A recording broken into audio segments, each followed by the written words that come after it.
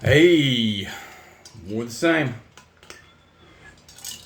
I figured I'd make a little video about Wretched stats and then go over vices and virtues. Let's go with vices and virtues. Stats are self-explanatory. If you've been playing tabletop role-playing games, stats, even if you rename them, you already know what they are. So, seems redundant to have to go over that.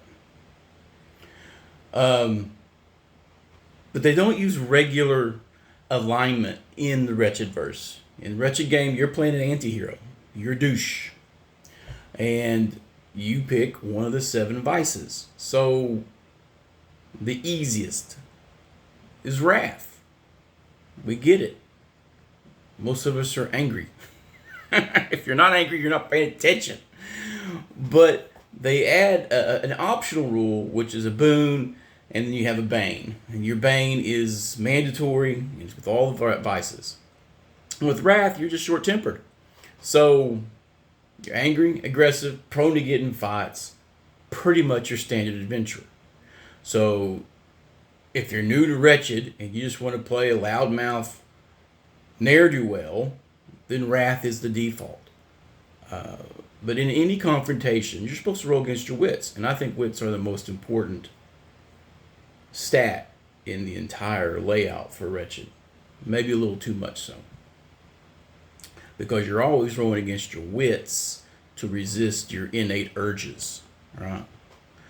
So anytime you get in a fight, or anytime you get in a confrontation, or someone talks smack to you, you're going to be rolling against your wits to see if you're at least verbally abusive, if not physically. Now, the boons, which they don't seem to use a lot of, I've not seen anyone actually use the boons in a game. I don't watch a lot of recorded live streams, so I mean they're long. If I'm not in it, I don't watch it or review it. It's long. I mean I got 2 hours. If I wanted to follow up on all these, I added it up one day. It'd be like I'd have to watch an additional 14 hours of video a week, just to, But I'm not gonna do that. I'm not.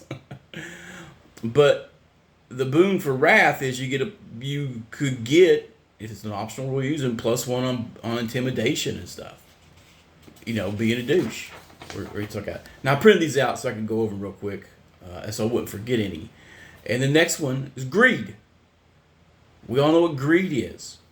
So with greed, that's anybody's played dwarf. Or you have loot whore players. They exist. The guy who wants the extra magic item but never uses them, wants to hoard them up, but doesn't use them. He'll be the guy he'll be the cleric dying with 2 scrolls of cure light wounds in his pouch, and a potion of cure light wound, a potion of healing in his hand that he's smashed rather than drink. They're not getting my magic items. I got players I play like that too. And you gotta roll against your wits if anybody tries to bribe you, that you may just take the bribe. That your character immediately has a flaw. People offer you money, you want to take it. Unless you got high wits. If you got low wits, you're going to get bought off. But you get bonus XP for that stuff too. I'll get to that later. And anything that would require you getting wealth, like a shady deal, ripping off the merchant, you get a +1 to that row if you're using that optional boon system. I think you should.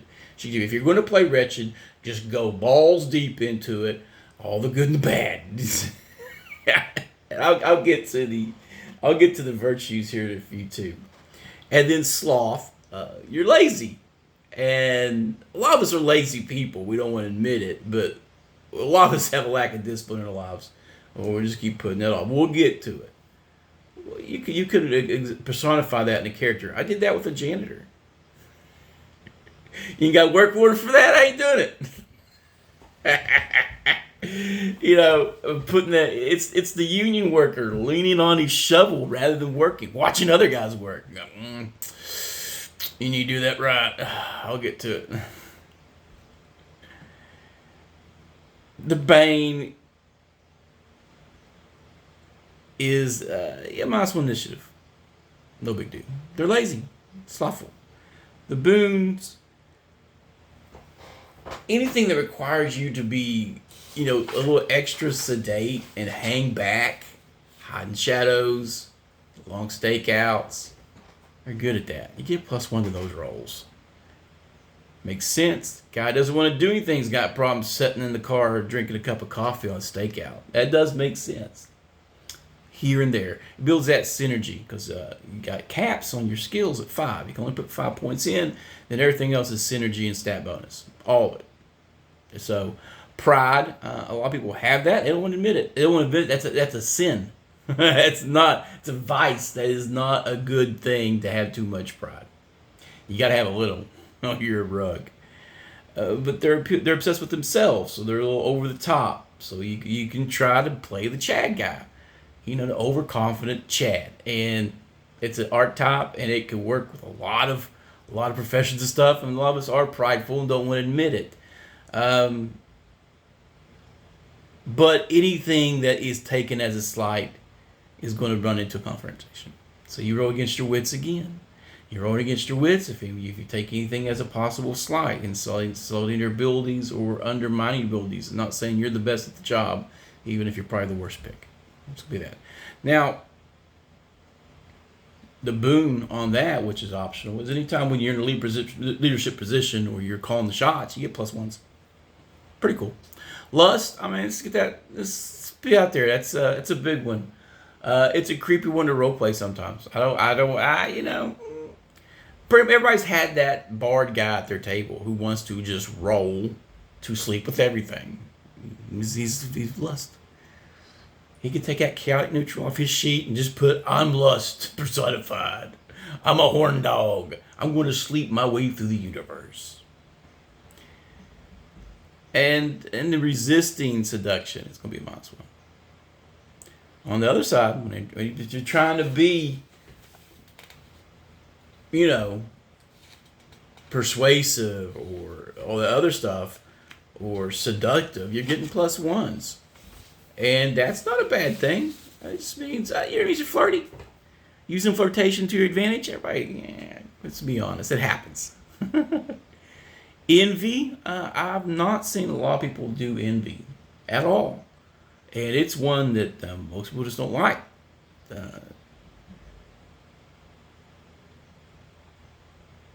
Yeah, but when you see what others have that's better than yours, you're rolling against your wits to resist the urges to take it or find a way to get it. Because you want what others have. And this is a common trait with adventurers.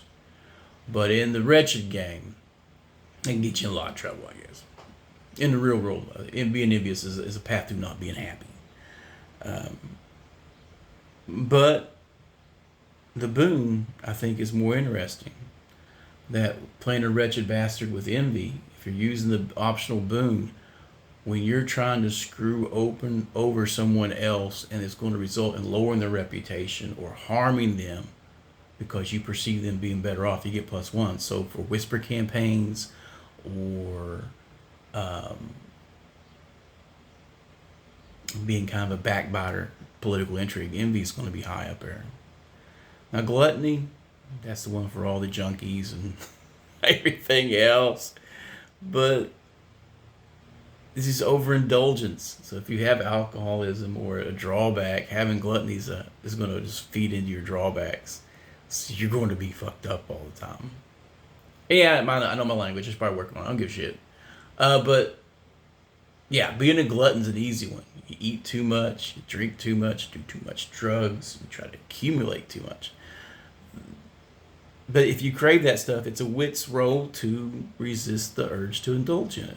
So if you're at a banquet or whatever, you're going to be rolling a wits roll to avoid overindulging and being a slob or drinking too much at the party. Which, if you're trying to get something done and you're put in a situation to where there's a lot of diversions going on, it gets in your way and you'll lose focus. Like you're following someone in the bar and have a few drinks while you're watching them. Well, next thing you know, you're drunk. Your character's got minuses because you allowed your weakness to take over you. So So everybody, as you play the whole basis of this is you're playing an anti-hero, but you're also playing flawed people. It's more fun, I think. And the boon is whenever you got a forage or scavenge or get stuff, you get a +1. Gluttons always seem to have the hidden candy bar when it's the apocalypse time. And that's your vices. They're all real easy for us to get into. Now, the virtues are a little harder because a lot of us aren't virtuous anymore. And I think this is what makes Wretched the most human of alignment systems, because we have our vices and we have our virtues. It's which one we feed into the more, and that struggle between them that makes us human, in my opinion. So just like they got 7 vices, they got 7 virtues. And starting on top of the list is temperance, and that's self-control. And I know people who have that problem, to where they're afraid of what might happen, so they don't do nothing. Paralyzes you. And that's exactly how they got lined up in here. The bane is you gotta make a wits roll. If it requires quick action, you hesitate, because you gotta think it through. But when resisting temptation or self-control, exercise self-control, like a bribe or seduction, you get +1 for that optional boon. Which you really use. Diligence is another one. That's super hard work ethic. I could see where that could be a problem in the game. If you have high work ethic, you're not going to see the side quests. You're not going to see the stuff that's on the peripheral, the other plot hooks, because you're focused on the task at hand. There's only the task at hand. So if to make it easier, or a shortcut, like you having to repair something that should take longer, you won't take that shortcut. So shorting the repair times or doing something quickly is not an option, which means you're going to be putting more time into doing this, and other events happen in the game. Now, if it's very complex or whatever, or arduous or really hard, then the boon comes in handy because you get +1 on it. So the tough stuff you're good at, but taking the shortcut, jerry-rigging the defense shield in the middle of a battle and risking the higher TN to get it done quicker, you're not going to do it. You're going to take longer to do it right. And then you could get just blasted into atoms in space. Patience is another one like that.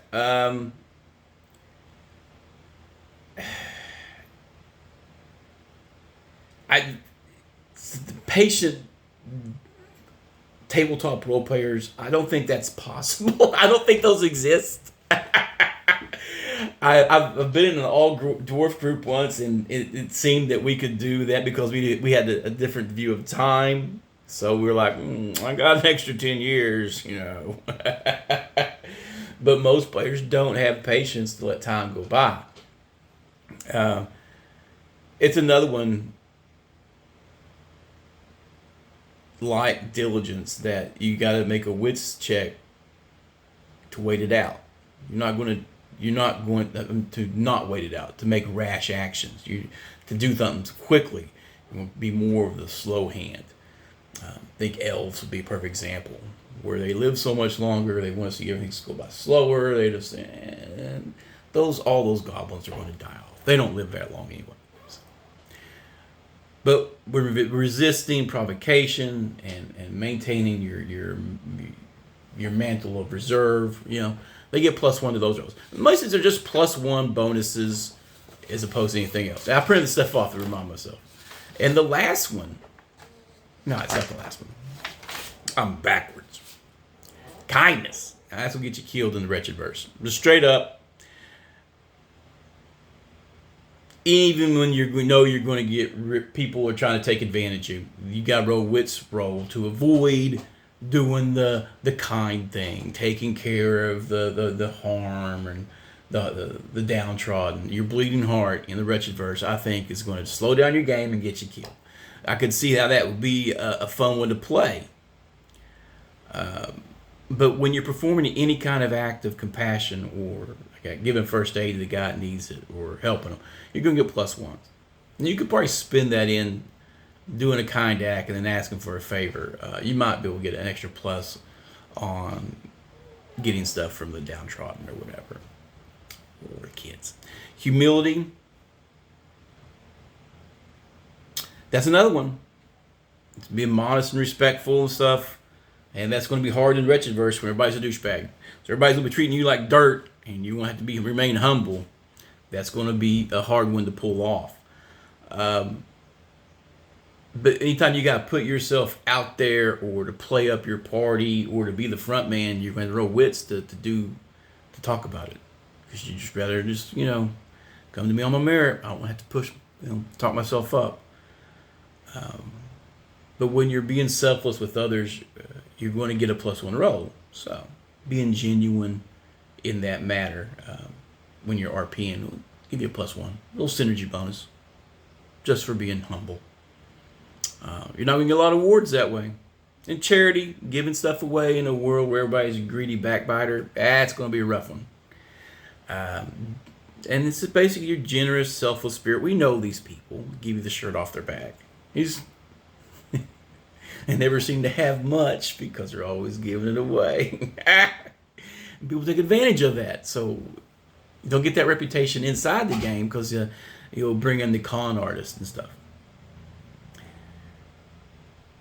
And you still got even when you're getting, it's just like the humility and the kindness. Even though your character is going to get ripped off, you got to roll wits or fall for it because it's your virtue, which is a flaw.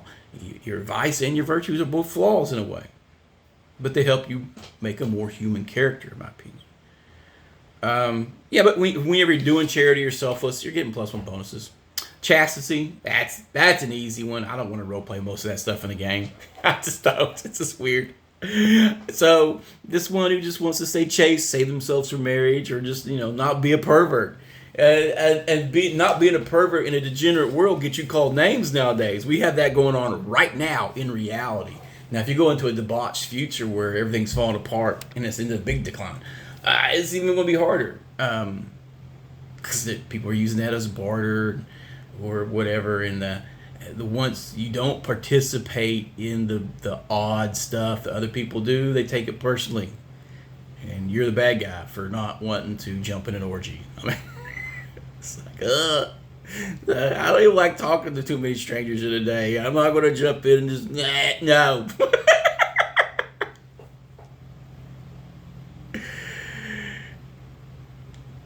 So you're going to be less prone to compromise your principles and stuff.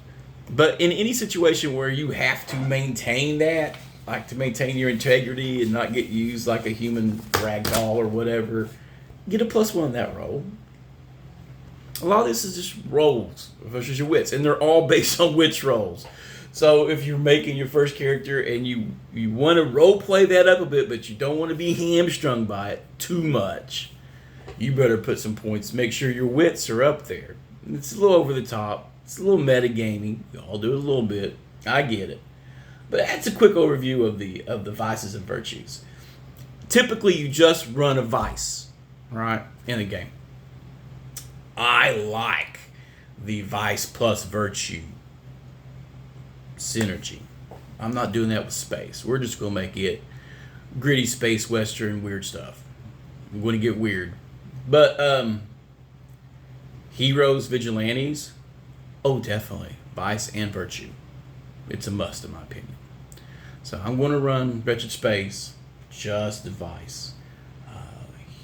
Vigilantes, when I get around to it, I know I'll just talk about it. I'll get to it eventually. It'll be vice and virtue. But that's a quick overview. Just thought I'd do it, throw it out there. I could probably go in depth on each vice and virtue individually. And I think I will. Because a lot of people deviate away from Wretched because it doesn't have your standard alignment classes. And your no alignment people just want to be chaotic evil anyway. So let's just be honest. They don't want to be called evil while being evil. But this would probably be more of a pull for the no alignment crowd than it is OSR 9-point alignment argument, or three axis alignment mud core people. It's more human, in my opinion. There's a little more thought, a little more character depth, and it's more of a character-driven story with Wretched, I think, in my opinion. But I'm always wrong. I'm never wrong, so suck it. So I think I'll go in depth for each one with a discussion on archetypes. Because Wrath, I think Clint Eastwood and all his spaghetti westerns, Wrath, right off the top, man. Be easy one. That's awesome. I'm so thirsty. But that's a general overview. I just kind of glossed over it. Don't want to go too in depth. Let's get your brain thinking. I find a lot of the stuff that I do with my characters distasteful, but I treat these flawed characters and stuff as cautionary tales. This is the road we're on. This is how we could end up when the chips are down and everything gets ugly. We're going to get ugly and dirty. It's good to understand how and why, the motivations for that stuff, and it comes from Vice. And then the uplifting stuff that pulls people up will become from virtues, which we don't see virtue that much in society anymore. We see a lot of Vice. So I like it. I think it's the most human of alignment systems in the gaming world. And my big criticism of the no alignment people, they just want to be douchey, over the top. And then you have your purists for the 9-point alignment system, which can be a little vague, because you don't agree on law versus chaos, or what is even evil. That's why you have the people who can't define evil, but don't want to have an alignment that says there are things that are just bad. So they don't want to do away with it, because they see themselves as virtuous while they indulge in vice. It is part of the human condition. But the alignment system is awesome. You should check it out. I encourage everyone to give the Wretched verse a whirl. And we have a genre for everything. I like Wretched Space, Vigilantes, and not too much on Darkness. Although I'm going to make some horror-themed stuff because I'm a big horror hound when it comes to film. I've never really played horror genres. It's always been action-adventure. So expect pulp out of Daniel. That's what I like. Some pulpy weirdness. And in the early pulps, there was a lot of horror. So I'm going to try to delve into my dark psyche and kick some ideas around. Get wretched, get wrecked.